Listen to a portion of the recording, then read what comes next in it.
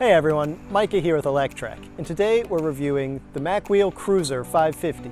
Is it a cheap Amazon bike? Sure, but is it a good Amazon bike? That's what we're here to find out. At $799, the MacWheel Cruiser definitely falls into the cheap Amazon e-bike category, at least in terms of price, though not necessarily in terms of quality. We'll talk more about that in just a moment. First though, I want to give you a quick spec overview. Here you're looking at a 350 watt e-bike with a top speed of 20 miles per hour or 32 kilometers per hour. The bike is powered by a 36 volt and 10 amp hour battery that is nicely integrated into the frame, a feature you pretty much never see on e-bikes of this price range.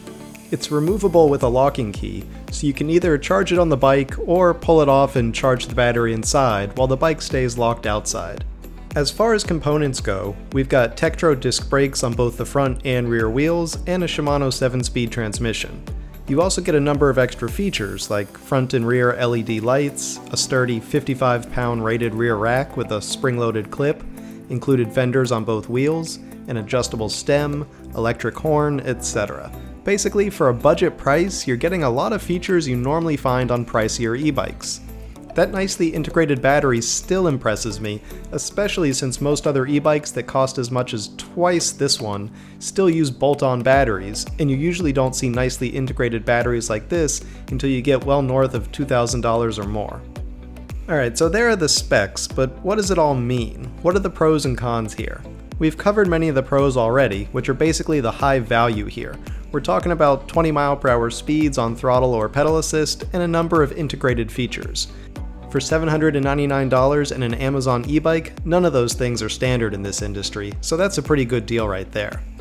Though when it comes to the cons, there are a few disadvantages here too. The 350 watt motor is fine, but not anything special.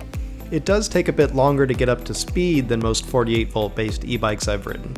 Next, while you get name brand parts like Tektro disc brakes and Shimano transmission, the parts are all pretty low tier. They're basically the entry-level components for all of these suppliers. That's fine, it's just nothing fancy. And lastly, the 10 amp hour battery is smaller than average for the industry. They say you can get up to 50 miles of range in the lowest pedal assist setting, which might technically be true under ideal conditions, but don't count on that in the real world.